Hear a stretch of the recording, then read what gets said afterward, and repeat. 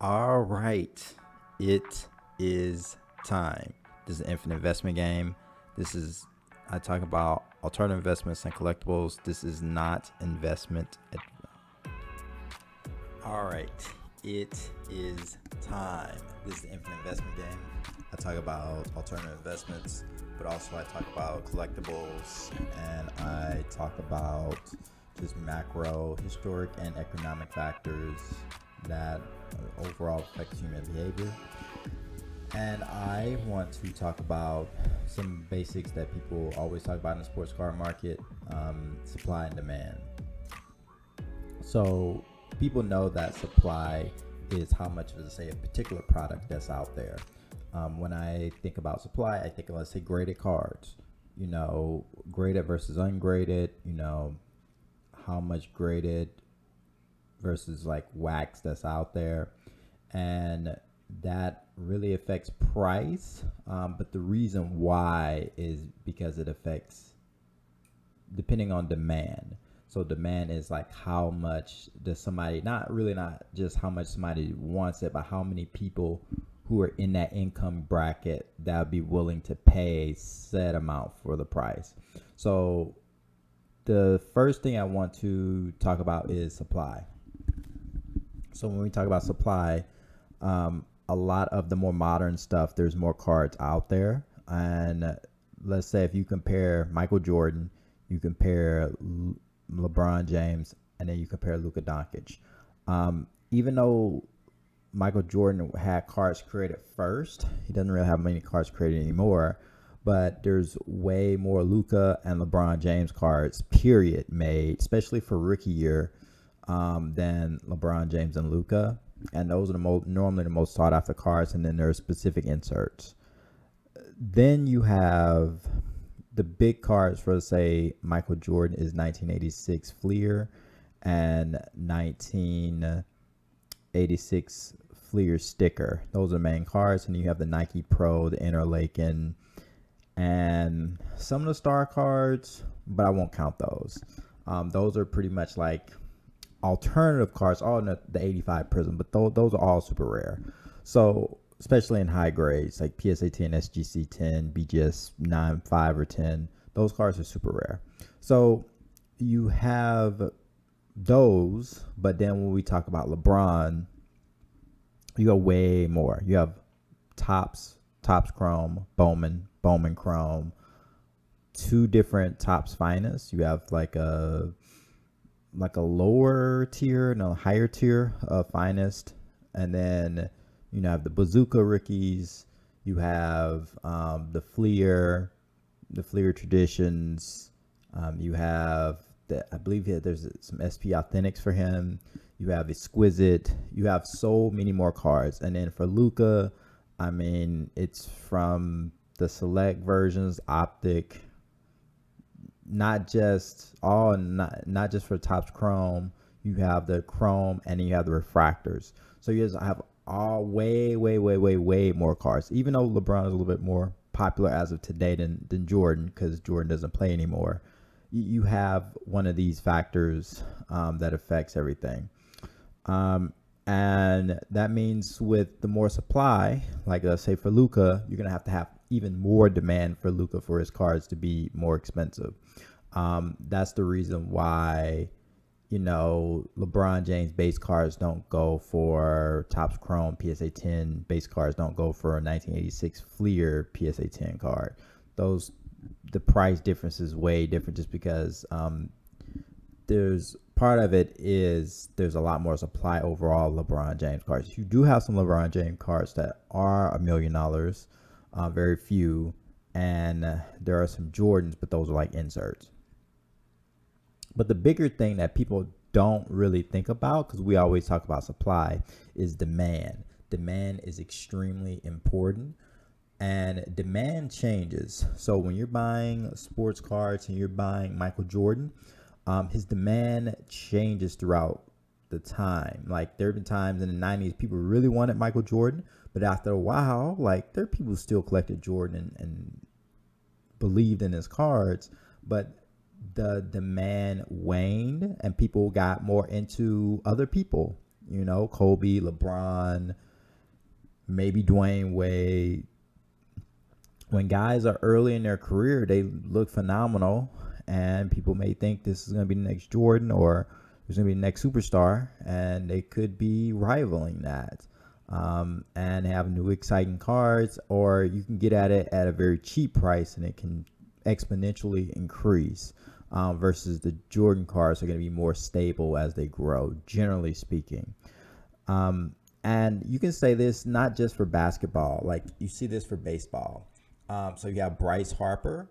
One of his rookie cards, he's quite a few rookie cards, but 2012 Bowman Chrome, Bryce Harper, number 214, blue refractor PSA 10, serial number 250. Let's say a demand for that card. And then there's demand between different cards too. But the gold, which is out of 50 of that card, would be have higher demand than the blue refractor. But not only the specific card, is over time things change. So in 2015 and 2021, those are around the times where the biggest demand would be for Bryce Harper in a sense. 2020, really 2020 going into 2021, just because those are around the times he won MVP. That's an example, and that's him expanding his legacy, especially if it's not expected. And then you have, for the newer guys, Shohei Ohtani. So Bryce Harper's cooled down, but Shohei Ohtani's like very hot, and people are really interested in his cards. But over time, people are gonna it's gonna stagnate because there's gonna be less and less people coming in wanting to get his cards. It's like all the people who really want them have them and willing to pay that money. And over time, his cards stagnate, and then they probably go down because maybe he's not as good as they thought he was. People normally always overvalue, even if they're one of the top 15 guys ever played a game, they seem to, whatever reason, overvalue the player, especially when they're super hot and just doing historic things. You can say the same thing in basketball as well, where Michael Jordan will be hot, very hot in the 90s, but then he retires, he comes back, plays for the Wizards, doesn't look as great, and then he retires again, and there's new guys coming through. LeBron, same thing, through his career, pretty hot until he leaves Cleveland and goes to Miami. It's probably at the peak, and in 2011 he gets embarrassed in the finals against the Dallas Mavericks, and then people kind of give up on him. And then he comes back and win another MVP, a couple more championships, like 2 more championships, 2 more MVPs. And then people are high on him again. And then he goes to Cleveland, pulls an amazing feat. And then he finally wins a 3rd title. So that's, people are at the height. And then now we're going to a trajectory where he's starting to decline a little bit. And then once he eventually retires, I think you're going to see a slow decline until probably Hall of Fame. And then after Hall of Fame, it goes up, and then after that it starts to decline. So leading up to the Hall of Fame, it probably increases because people are interested again, and then people kind of get bored and want to move on to someone, especially a guy who's playing or just a newer player who maybe has more going on in the media or something like that. This happens with everybody, and then that's not just for the greats, but also other great players, but not as great. So James Harden, 2018 probably would have been a great year to get his cards. In 19 and maybe in 2020, his cards will go up exponentially because he's dropping 50, 60 points. He's just having crazy. Now, people aren't as interested, and as the years go on, it's going to be less and less. And eventually, his cards are going to get underpriced. They go from overpriced to underpriced. So demand is going to change for James Harden, but also demand has changed for Russell Westbrook. At one point, when he was going crazy after KD left to win an MVP, guess what? His cards rose in value. People were interested. People were talking about him all the time. But now people don't want to touch his cards with a 10-foot pole. The way better places to put your money, especially if you're trying to quote-unquote invest. But eventually his cards are going to get super cheap. Same thing for Kevin Durant. Like, his cards were high in demand. Now they're not. People think he needs to win another championship. And you can see other things where, like, far after they retire and they've been into the Hall of Fame, you look at things and is not always like the position. You really can't tell based on the position because Tim Duncan is not as valuable in a sense than as Charles Barkley. And Charles Barkley isn't as good as Tim Duncan. He is more popular, but he's not as good. So demand for him. So a lot of things that play a role in demand has to do with how popular the player is, their overall history in the that particular sport. So they're all time great, were they really involved in major moments, and then what are they doing outside of the field where people who maybe got into the sport long after they retired, do they know about them? Are they doing something where they know what they're doing? And it doesn't matter doing something famous. It's like it pertains to the people who are getting into sports, particularly that sport, and getting into cards. Do they know who Charles Barkley is? Do they know who Tim Duncan is? And it's not just like, this is something that people need to understand. It's not just all the people who do this, who watch the sport. It's the people who watch the sport and who buy cards. Do they know who that player is? And that's why people say buy LeBron, because people are going to know who LeBron is 10, 20, 30 years from now. Also, he just played in the league for almost going to be 20 years probably, and at a high level. So people are going to know who he is, and just he's in the consciousness of a lot of people for a long time. It's the same thing in football. I think there would be a time where 1998 to, I don't know, 2007, where 2006 maybe, where Peyton Manning, people are on his back, like he hasn't won any championships, like he's not that great of a quarterback, even though he's dominating every single season. And he has all these MVPs and all this, but he can't win. He always loses Tom Brady or somebody else. And he finally wins one, and he wins another one. But leading up to that, starting off as a rookie, and his next year, people are like, oh, he's so amazing after the first few MVPs. You know, his value, the demand for him is high. But then once he goes through this lull of years of not winning a championship, his stuff decreases until he finally wins the Super Bowl. And then after a while, it starts to decrease again, and then he wins another Super Bowl. And then it decreases after he retires for a while, up until it was time for him to be announced for the Hall of Fame and get inducted. And then it decreases again, and eventually it goes up after a while, like over time, and there'll be certain things that can happen that spark. Could be a documentary, it could be a movie, it could be something him doing something in the news, or just reinvigorate interest in the hobby, and people say, oh, I want Peyton Manning. Other people, Drew Brees. No one ever really cared about Drew Brees. Maybe a little bit, maybe his rookie year, and people were speculating.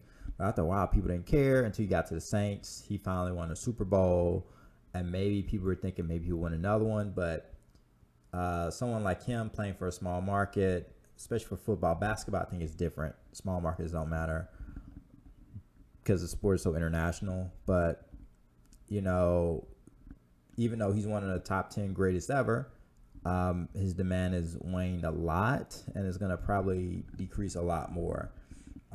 Same with Matt Ryan. And Matthew Stafford. I don't know what exact year, it was 2016, 18, somewhere around that time period. He went against the Patriots in the Super Bowl, and he won MVP, and that was probably his height. But now no one cares about Matt Ryan, and nobody thinks he's a long-term investment, even though he's playing phenomenal for a while. Same for Matthew Stafford. No one really cared much about maybe his rookie year, but after that, no one really cared about Matthew Stafford until he won the Super Bowl last year. Always had the talent, but he just wasn't in the right environment. And he's probably going to be a Hall of Famer, but the interest wanes in time. And not only it wanes for particular players, but also it changes for particular sports. Some sports are more interesting than others, And also, you can look at between modern and vintage. When the sports car hobby kind of blew up at the end of or beginning of 2020 before the pandemic, and then like during the pandemic, um, really right before the pandemic, mostly people were focused on modern cars, buying modern. And then when the pandemic happened, the last dance, people wanted to go to 1980s type players, and that stuff blew up, and some 90s players blew up, and became worth quite a bit of money. And then people started speculating with football and baseball, so that stuff started going up. 80s and 90s time period. And this is a lot of new people or people coming back in the hobby from the 80s and 90s who were kids in during that time frame. And those cards, reinvigorated, really went up in value. Now, then it was switched over to modern. So then you had the era of modern, ultra modern, people speculating and that stuff going insane, where all the vintage stuff drops. So demand shifts over time, and some demand for some people is much higher than others, meaning that demand for, like, let's say LeBron James may be longer than someone like James Harden. It may be peaks and blimps. Same for Dwayne Wade. While somebody like Jordan or LeBron is going to be longer and like higher. However, there are going to be cold times when people aren't looking at LeBron James. One, his prices are going to be kind of expensive anyway, but also it's going to be a much lower price and maybe not even as much movement. And in particular, sports like hockey is having this moment now, but at one point it's going to be cool. Nobody's really going to care about hockey. Same for UFC. Same for F1. Same for WWE. They go through these cycles where people aren't as interested, and those other sports aren't as like established, like football, basketball, baseball established. Soccer is getting on the path of becoming established, at least when it comes to sports cards, and being a collectible kind of thing for people. So yeah, that's all I have. This is a very long video, but yes, please like, comment, subscribe, and let me know what you want to hear me talk about.